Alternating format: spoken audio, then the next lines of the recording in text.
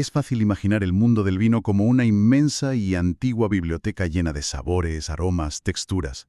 Pero, curiosamente, la gran mayoría de la gente entra en esta biblioteca monumental y acaba leyendo siempre los mismos 2 o 3 libros. Ya, es verdad. Y lo que resulta aún más determinante, la interacción con un factor ambiental tan omnipresente como el oxígeno, tiene el poder absoluto de arruinar por completo esa lectura o, por el contrario, salvarla y convertirla en una obra maestra. Fíjate que esa metáfora de la biblioteca refleja muy bien la realidad del sector. O sea, los estantes de esa biblioteca genética son muchísimo más vastos de lo que la industria comercial suele mostrar en los lineales de los supermercados. Claro. E incluso de lo que muchos profesionales abarcaban hasta hace un par de décadas. Son tan vastos que existe un grupo de personas dedicadas exclusivamente a intentar leer, por seguir con la analogía, la mayor cantidad de libros posibles. Ah, sí, el club este. Hablo del Wine Century Club. Es un club curiosísimo, fundado por los estadounidenses Steve y Deborah DeLong. Para que alguien pueda ser admitido en este selecto grupo, el requisito indispensable es haber catado al menos 100 variedades de uva diferentes a lo largo de su vida. ¿100 variedades? Sí, y ya cuentan con más de 1.300 miembros a nivel global. Lo fascinante aquí es que esas 100 variedades son meramente la cuota de inscripción, digamos, al calentamiento. Ya ves. El club ha tenido que crear niveles superiores para los paladares más obsesivos y los viajeros incansables. Por ejemplo, alcanzar las 200 variedades te otorga el nivel Doppel. ¡Ostras! Llegar a 300 tipos de uva confiere el nivel Treble. 400 el 4, y para quienes hacen de la exploración botánica el trabajo de su vida y logran registrar 500 variedades catadas, se reserva el estatus máximo. Madre mía, 500. El Pentavin. Hay que imaginar la cantidad de viajes a zonas recónditas y la búsqueda de embotellados microscópicos que requiere llegar a esa cifra de 500 uvas. Es que llegar a probar 500 variedades parece una tarea titánica. Pero al contrastar ese número con las cifras globales de lo que realmente existe plantado en nuestro planeta, 500 uvas acaban pareciendo apenas una fracción minúscula. Totalmente. Para dimensionar esto correctamente, las fuentes nos remiten a una obra monumental, que es considerada una especie de Biblia moderna de la botánica vitícola. Se trata del libro Wine Grapes. Un libro inmenso, por cierto. Enorme, escrito por la experta británica Jancis Robinson, la Master of Wine Julia Harding y el genetista José Buillamoz. Es un tomo enciclopédico que pesa más de 3 kilos. 3 kilos de libro. Se dice pronto. Y cataloga de forma meticulosa 1.368 variedades. ¡Qué barbaridad! Ahora bien, el detalle crucial es que esas 1.368 son únicamente las uvas con las que se elaboran vinos que se comercializan de forma oficial en alguna parte del planeta. Claro, lo que llega al mercado. Eso es. Si ampliamos la lente a nivel mundial, a un nivel estrictamente botánico, los cálculos científicos estiman que existen unas 10.000 variedades de uva. 10.000 variedades. Volviendo a nuestra biblioteca inicial, la humanidad apenas está leyendo el índice de lo que la naturaleza ofrece. Exacto. Y hablando de tesoros botánicos escondidos, el blog de Vivanco menciona un dato increíble sobre el propio registro vitícola español. Tradicionalmente, se daba por sentado que el registro oficial en España incluía 235 variedades de uva. Sí. Sin embargo, un esfuerzo coordinado de investigadores de todo el país ha sacado a la luz un volumen de material genético asombroso. Han identificado 300 variedades adicionales que habían pasado desapercibidas. O que se creían perdidas directamente. Exacto. Y lo verdaderamente espectacular de este hallazgo es que de ese nuevo grupo hay 210 uvas que son tan locales, tan antiguas y restringidas a microparcelas que ni siquiera tienen nombre todavía. Es alucinante. Hablamos de un patrimonio genético completamente anónimo, una herencia agrícola que está literalmente esperando a ser catalogada, bautizada y redescubierta. Es que el impacto de esas 210 uvas anónimas tiene que ser gigantesco si miramos más allá de las fronteras. Al sumar todo este nuevo volumen al registro oficial, la posición del viñedo español dentro del continente europeo da un salto cuantitativo brutal. Claro, lo cambia todo. Cambia por completo el mapa de la biodiversidad en Europa. Históricamente, el liderazgo absoluto en cuanto a diversidad lo ha ostentado Italia, que cuenta con unas 400 variedades identificadas y catalogadas. Seguidos de cerca por Portugal, ¿no? Eso es, Portugal tiene unas 300. Sumar casi 300 nuevas variedades a las ya conocidas en España sitúa al país en una posición de liderazgo botánico sin precedentes. Lo acerca a la cima del ranking de biodiversidad europea. Con una oferta genética tan apabullante, resulta muy curioso observar cómo la comercialización, el marketing, la cultura popular han moldeado la percepción de lo que llega a las copas. ¿Sí? El artículo de Vivanco hace una distinción brillante al contrastar el enfoque clásico del viejo mundo con las estrategias del nuevo mundo. En la vieja Europa, históricamente, el prestigio y la identidad del vino se han construido en torno a su lugar de origen. La región, la denominación. El municipio e incluso la parcela exacta del viñedo, sí. El concepto fundamental del terroir o terruño rige toda esa filosofía. O sea, la premisa es que importa muchísimo más el suelo, la orientación, el clima y la tradición del lugar donde ha crecido la vid que el nombre científico de la planta en sí misma. Claro. Un vino de Borgoña se vende como Borgoña, no como un zumo de Pinot Noir, porque el lugar es irrepetible. Sin embargo, cuando vemos la influencia de los mercados internacionales o del llamado Nuevo Mundo Vitivinícola, países como California, Chile, Sudáfrica, notamos que le dieron un giro radical a esa narrativa. Totalmente. Ellos le entregaron todo el protagonismo al nombre de la uva. La variedad se convirtió en la marca comercial. Solo hay que pensar en el impacto de la cultura pop. En la ficción estadounidense, al entrar a un restaurante, rara vez piden un vino por su región geográfica. La costumbre es pedir directamente un Chardonnay o un Cabernet. Fíjate que el ejemplo paradigmático de este fenómeno, que citan las fuentes, es la famosísima película Sideways. Ah, Entre copas en España. Esa misma. Su trama entera orbita alrededor de una guerra casi ideológica entre el prestigio de la uva Merlot y la delicadeza de la Pinot Noir. Esa narrativa cinematográfica elevó a las uvas a la categoría de celebridades con nombre propio. Es que si conectamos este protagonismo extremo del nombre de la uva con el inmenso volumen de variedades que mencionábamos antes, nos encontramos de frente con uno de los problemas históricos más complejos de la viticultura. El juego de las nomenclaturas. El caos absoluto. Al basar el marketing en el nombre, el caos está servido, porque a lo largo de los siglos, una misma planta ha recibido innumerables denominaciones dependiendo del valle, la comarca o el pueblo donde se cultivaba. Las sinónimas. Han sido el gran rompecabezas de los registros agrícolas. Leí en las fuentes que la uva Tempranillo, siendo la tinta más plantada de España, tiene una crisis de identidad tremenda dependiendo de en qué comunidad autónoma te encuentres. Es un laberinto lingüístico formidable. O sea, en la Ribera del Duero y otras zonas de Castilla y León se la denomina tinto fino o tinta del país. Al viajar a La Mancha, la misma genética pasa a registrarse como censíbel. Madre mía. Si el viaje continúa hacia Cataluña, la tradición manda llamarla Ul de Llebre. Y al cruzar la frontera hacia Portugal para elaborar un buen oporto o un vino del Douro, la etiqueta mostrará el nombre Tinta Roriz. Y botánicamente es exactamente la misma uva. Exactamente la misma. Y las fuentes aportan otro ejemplo igual de representativo. La variedad, que en La Rioja se conoce como mazuelo, es idéntica a la uva cariñena que se cultiva en todo el arco mediterráneo. Claro, el problema ahí surge cuando ya existe una denominación de origen llamada cariñena en Aragón. Eso es.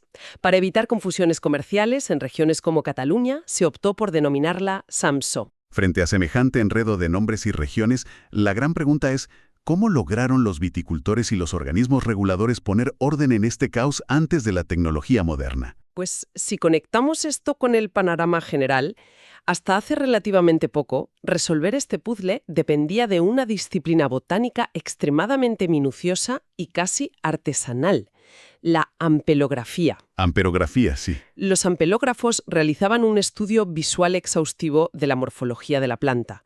Medían el ángulo de los lóbulos de las hojas, observaban la vellosidad del envés, analizaban la forma de los racimos, el grosor de los ollejos y el ciclo vegetativo completo de la vid. Un trabajo de chinos. Era un trabajo de observación admirable, sí, pero inevitablemente sujeto a errores de interpretación. El margen de error era especialmente crítico cuando dos uvas genéticamente distintas recibían el mismo nombre por mera tradición local. Lo que se conoce como homonimias. Exacto. Lo que significa que la llegada de la ciencia moderna debió suponer una revolución absoluta para los registros de las bodegas. Completamente. La irrupción de la biotecnología sentenció el fin de la ampelografía clásica como método principal de catalogación. Las pruebas de ADN entraron de lleno en los viñedos para despejar cualquier duda. Claro, es irrefutable. Hoy en día, un análisis genético identifica con precisión milimétrica qué uva es cada una, resolviendo siglos de debates locales. Además, estas pruebas han permitido establecer parentescos fiables, descubriendo quién desciende de quién. Y al trazar esos árboles genealógicos, los estudios que se recogen en el blog de Vivanco permiten rastrear el gran viaje de la vid. Es casi una novela de aventuras a escala continental. Toda esta diversidad arranca de un punto geográfico muy específico. El origen botánico aceptado de la Vitis vinifera, la planta específica que nos da el vino que consumimos, se sitúa en la región del Cáucaso. En lo que hoy abarcan Georgia y Azerbaiyán. Exactamente. Desde ese epicentro primigenio, la vid emprendió una doble ruta migratoria. Hacia el este, las semillas y esquejes viajaron por las rutas comerciales hasta alcanzar la India, China y Japón. ¡Qué viaje! Y hacia el oeste, su adaptación fue espectacular. Pobló toda la cuenca del Mediterráneo y arraigó profundamente en las culturas de Oriente Próximo, el norte de África y el sur de Europa. Un viaje que no se detuvo en las costas europeas. El salto atlántico hacia la colonización de América requería una escala técnica que, siglos después, ha demostrado ser un golpe de suerte invaluable para la botánica mundial. Hablo de las Islas Canarias. Qué importante es esto. El archipiélago canario jugó un papel que trasciende la simple logística marítima. Su aislamiento geográfico, sumado a unas condiciones volcánicas muy particulares y a la ausencia de ciertas plagas que más tarde arrasarían el continente europeo, Como la filoxera. eso es. Todo eso permitió que las islas actuaran como una bóveda de seguridad. Hoy en día, Canarias conserva viñedos de variedades antiquísimas. Son auténticas reliquias genéticas sin injertar que sobrevivieron allí intactas, mientras en la península y en el resto de Europa se perdían, mutaban o debían ser replantadas. Aquí es donde se pone realmente interesante la actualidad del sector. Durante las últimas décadas, el mercado impuso un dominio avasallador de las llamadas variedades internacionales. En todas partes se plantaba Cabernet Sauvignon, Merlot, Syrah o Chardonnay para asegurar las ventas. Era lo fácil. Claro. Y a nivel nacional, la expansión de la Tempranillo fue casi salvaje, abarcando territorios donde históricamente no era la protagonista. Sin embargo, la tendencia más vanguardista de los últimos años es dar marcha atrás a esa estandarización global. Existe un movimiento vitícola muy potente centrado en la recuperación de las uvas locales y autóctonas, aquellas que habían sido marginadas, denostadas por su bajo rendimiento o que se encontraban al borde de la extinción funcional. Las fuentes documentan ejemplos notables de este renacer, ¿verdad? Sí, sí. En Galicia, por ejemplo, se está invirtiendo un enorme esfuerzo en recuperar uvas tintas como la Brancelau o el Sauzón, que aportan perfiles atlánticos únicos. En Cataluña, uvas como la Sumol y el Trepat están viviendo una segunda juventud en la alta gastronomía. Y un caso de éxito rotundo que citan es el de la variedad Boval. Totalmente. Originaria de las zonas de Manchuela y Utiel-Requena. Tras décadas de ser considerada una uva menor, destinada a graneles o a dar color a otras mezclas, hoy se consolida como la segunda variedad más plantada de España. Produciendo unos monovarietales increíbles. De una complejidad y frescura admirables. Entonces, ¿qué significa todo esto para el momento del consumo en sí? Significa que la inmensa labor de rastreo genético, la recuperación de variedades perdidas y el meticuloso trabajo de la bodega culminan en un solo instante. El descorche. Exacto. Paradójicamente, no importa si en la botella hay una Cabernet Internacional, una Boval recuperada o una de esas 210 uvas anónimas. En el preciso instante en que se saca el corcho, entra en juego un factor físico ineludible que dictará sentencia sobre todo ese esfuerzo previo. La bodega Carlos Serres lo define de manera magistral como la paradoja del oxígeno. El oxígeno asume un papel de doble agente a lo largo de la vida de un vino. Durante buena parte del proceso de elaboración, especialmente durante el incubado y la fermentación, el oxígeno es el gran enemigo, una amenaza constante que requiere una vigilancia estricta. Claro, te lo puede estropear todo. Si penetran en los depósitos sin control, las reacciones químicas de oxidación pueden modificar por completo el perfil organoléptico del líquido, altera su calidad, estropea la frescura de los aromas y degrada el color final de manera irremediable. Aislar el vino del aire ahí es la máxima prioridad del enólogo. Pero ese mismo gas que aterroriza en la bodega se transforma en el aliado más indispensable justo en la mesa. Al abrir la botella, la personalidad del vino entra en una cuenta atrás decisiva. El contacto con el oxígeno atmosférico es lo único que puede despertar al líquido del largo letargo en el vidrio. Permitiendo que sus moléculas volátiles se liberen y desplieguen todas esas cualidades sensoriales que permanecían comprimidas. Ahora bien, este encuentro entre el vino y el aire tiene reglas estrictas. La ciencia del servicio marca una frontera metodológica enorme entre lo que significa decantar y lo que significa oxigenar. Es que la confusión entre ambos términos es tremendamente habitual en el consumidor medio, que suele usarlos como sinónimos. Sin embargo, la literatura técnica de Carlos Serres y las directrices de Vivanco dejan meridianamente claro que decantar y oxigenar o airear son procesos físicamente distintos. Concebidos para tipologías de vino diametralmente opuestas. Eso es. La decantación es un proceso litúrgico reservado casi en exclusiva para vinos viejos. Aquellos que ostentan etiquetas de reserva, gran reserva o que han pasado décadas guardados en una cava. Este proceso requiere herramientas sumamente específicas. Un decantador diferente, ¿no? Sí, un recipiente de cristal, preferiblemente incoloro, que posea una base muy ancha pero un cuello extremadamente estrecho. La estrechez del cuello no es un capricho estético. Sirve de barrera. Exacto. Sirve para crear una barrera que salvaguarde los aromas sutiles y frágiles de un vino añejo. Evita que se volatilicen y desaparezcan rápidamente al contacto con el aire. Además, la ejecución exige del sumiller un pulso de cirujano y una paciencia infinita, ya que el líquido debe deslizarse por las paredes del cristal sin sufrir la más mínima agitación violenta. Por el contrario, la oxigenación o aireación tiene un objetivo mucho más directo y está diseñada principalmente para vinos jóvenes, con mucha estructura, o vinos con tiempos de crianza más cortos, que necesitan un choque de energía. ¿Y el método no requiere tanta delicadeza? Para nada. A veces, oxigenar simplemente requiere descorchar la botella y dejar que el vino respire por el pequeño diámetro del cuello de la misma. Si se opta por usar un decantador de boca ancha para acelerar drásticamente el proceso, la acción correcta es llamarlo airear. Claro. Los vinos jóvenes poseen una matriz tánica y frutal mucho más robusta que los vinos viejos. Por tanto, toleran y hasta agradecen movimientos bruscos, cascadas vigorosas al verterlos en el recipiente, sin que su arquitectura aromática se desmorone. Comprendiendo esta separación conceptual, el blog de Vivanco proporciona un manual de actuación impecable. Establecen 3 razones químicas y físicas irrefutables por las cuales se debe intervenir un vino antes de servirlo en la copa. Vamos con la primera. La primera de ellas es netamente mecánica, separar los sedimentos. En vinos sometidos a tiempos de maduración en botella muy prolongados, la aparición de pozos sólidos es absolutamente normal y previsible. No es que el vino esté malo. No, para nada. No es un defecto ni un indicador de mala conservación.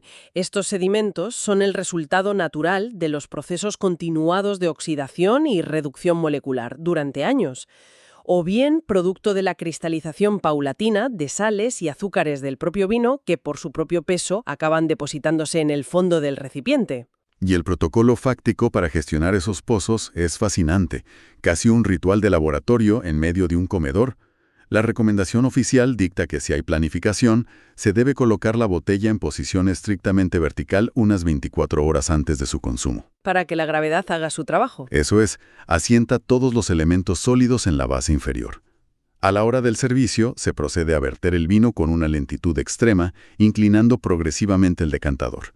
El elemento clave de esta operación es la iluminación. El famoso truco de la vela. Exacto. El manual exige utilizar una fuente de luz puntual. La tradición marca una vela encendida, pero la linterna del teléfono o la luz natural de una ventana cumplen la misma función. Se coloca estratégicamente justo detrás del hombro y el cuello de la botella. Ese contraste a contraluz permite observar perfectamente cómo la línea oscura de los sedimentos sólidos avanza por el vidrio. Te da la oportunidad de detener el vertido en el milímetro exacto antes de que los pozos contaminen el líquido limpio del decantador. Es pura precisión. La segunda razón para justificar el uso de un decantador nos adentra en la complejidad de la química aromática, la necesidad de eliminar los malos olores o lo que técnicamente se conoce como oxigenar un vino cerrado. Un clásico al abrir botellas con cierta edad. Sí, el primer impacto olfativo, al acercar la nariz a la copa, puede resultar francamente desagradable. Despliega notas que recuerdan a una bodega húmeda, a trapos cerrados, a fósforo recién encendido o incluso a derivados del azufre. La jerga enológica agrupa estos defectos temporales bajo el término aromas a reducción. Que suena fatal, pero tiene explicación. Su origen reside precisamente en la asfixia prolongada, en la privación casi total de oxígeno que ha experimentado el líquido durante su prolongada crianza sellado por el corcho. El problema es que mucha gente, al enfrentarse a ese primer olor, a humedad o fósforo, asume inmediatamente que el vino está picado o defectuoso, y la botella termina tristemente derramada por el fregadero. Un crimen. Un desastre absoluto.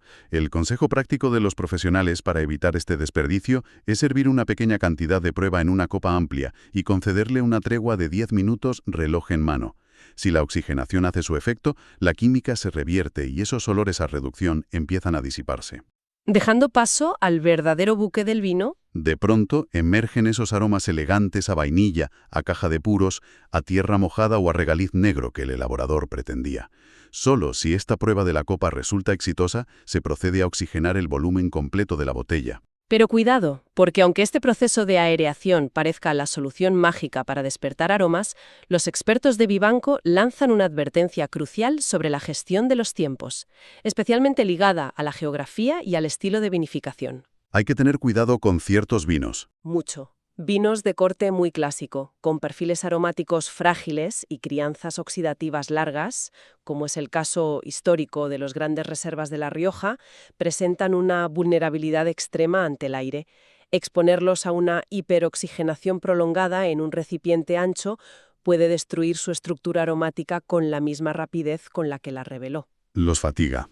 El oxígeno devora los matices florales y frutales sutiles, dejando un vino plano y fatigado en cuestión de minutos. La vigilancia del reloj es innegociable. Todo este control del tiempo nos lleva a la tercera razón, que suele ser la más amable y habitual en el consumo cotidiano: abrir el vino. Sí. Este concepto aplica directamente a esos vinos jóvenes y potentes que, al momento del descorche, resultan esquivos o mudos en nariz. Su intensidad aromática parece bloqueada. En estos casos no existe el miedo a perjudicarlos con el movimiento. Al revés. El aporte brusco de aire actúa como un amplificador acústico, ensanchando su volumen sensorial y haciendo estallar de forma inmediata toda la carga de matices frutales primarios. Es, a gran escala, el mismo principio de la dinámica de fluidos que se aplica instintivamente cuando se hace girar vigorosamente el vino dentro de las paredes de la copa antes de dar un sorbo. Claro. Y toda esta coreografía de decantadores, oxigenación y agitación plantea una duda logística ineludible a la hora de organizar una comida. ¿Cuáles son los tiempos exactos de antelación? La gran pregunta.